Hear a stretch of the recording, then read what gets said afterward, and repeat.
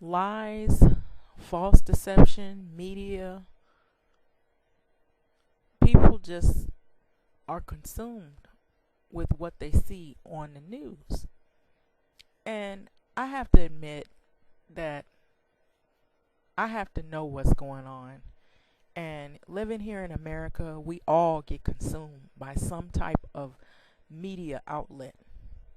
Because if you live here, a lot of times they have these fancy titles that usually grab your attention. And that's what it's designed to do. They'll have like big headlines that just seem like they jump off the page, and you are drawn to what those headlines first say. Because they say first impression is always everything. And it grabs your attention. And so, based off of those headlines, the first thing you gravitate to is not just the article. You want to see if there's a photograph, a visual to go with those headlines. And then you form opinions. And then from the opinions, you make a judgment. And then from the opinion to the judgment, you try to see if there's some facts anywhere to support those headlines by reading the article. And then you go back through that whole scenario again. You form your opinions. You pan up and down the article. After you read it, you analyze it, and then you think about it, and then you place judgment on what it is, that whether you believe it or you don't believe it. And so, based on all of these things, what have all of this amounted to? Money. So, there's always someone that is behind the media, that is pulling the strings. They know who the audiences are out there. They know what subjects grab people's attention. They know what's popular. They know what to talk about. They know what to say. And they know what not to say. But a lot of it is what not to say that grabs people's attention as well. And that is what sells. And so, what types of things are we hearing about? Sex, drugs, corruption, political drama, political corruption, lies, and everything else in between. And then whatever is under that umbrella, it falls under there as well. If it's deaths, what kind of tragedies are happening in foreign countries, money, economics, of course, which is money, and then you have all of the other social issues like religion, debates, so all of this is all tied together. So you have to form a general conclusion on your own, whether you believe some of it, or you believe half of it, or you believe none of it. And so a lot of media that is mainstream has a sprinkle of truth on it. Now, some initial things are happening when they report tragedies or maybe the weather. But a lot of times when they show certain things on the news, they add more into it. So, it could be a rainy day.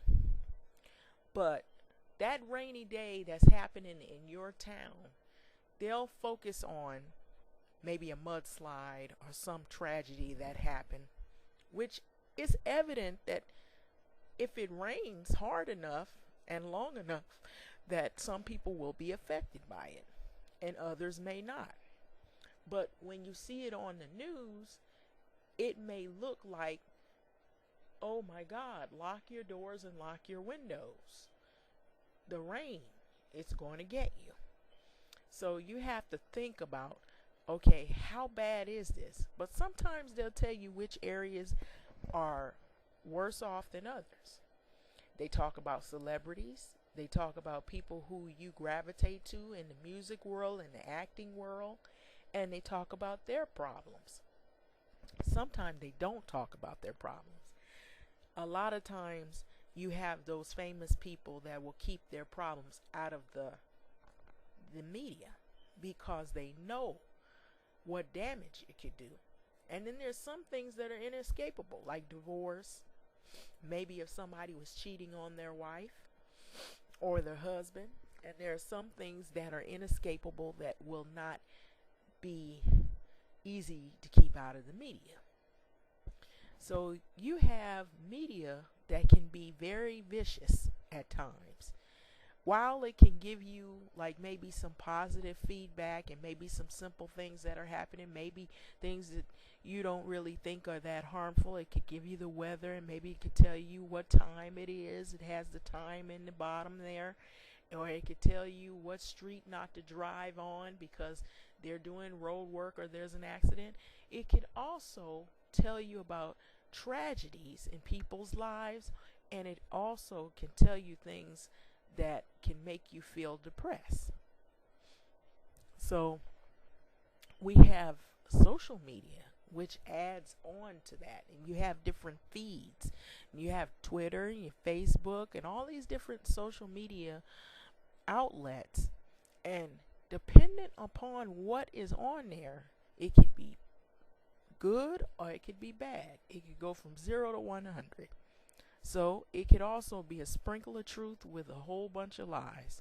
So popular media, it's infotainment, a manipulative propaganda, hypocrisy, double standards, deception, outright lies to control a sheep-like mind of masses.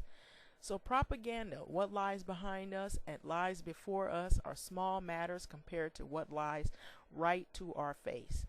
So a lot of times you can be sitting there and looking at something and you know, why are they showing this? But they're not actually delving into why the crime is happening. For example, you have Fox, MSNBC, and CNN, and some of these other stations. Sometimes they will feed you a sprinkle of truth. Maybe they'll give you a half truth, but the rest of it they leave out. And you can't necessarily say that it's a lie, but sometimes they don't tell all of what they need to tell. Sometimes it could be like that. They'll tell you part of it. Okay, these are the facts. But they don't go deeper into detail of what those facts are. So you have situations like that. Oh, they'll give you surface information. There's crime happening in Chicago. And there's guns in Chicago. And black on black crime and the statistic rate of the death of black on black crime in Chicago is higher than New York and Los Angeles. But they won't tell you how the guns got there. Why do they have so many guns in that particular area? Who are killing one another? Why are they killing one another? Okay, why is it so many gangs? Okay, where did the gangs come from and why do they feel the need to have that many gangs? Okay, poverty. Okay, now we're getting into the meat of this. Okay, so if you have poverty, what do you think is going to happen? When you have people, they don't feel any hope. Education system that they have has failed them. And they're not getting any jobs. And they're not improving their lives. So what do you think is going to happen? Oh, gangs, crime, drugs, all that, all down the list. And that's in any culture, in any area where you have high levels of poverty. And then when you have water systems that have high lead levels, and it is a fact that lead levels that are high causes problems with the brain and also violence. Then you know why that is happening. So you have all these protests, and you're wondering, well, why are we having all these protests?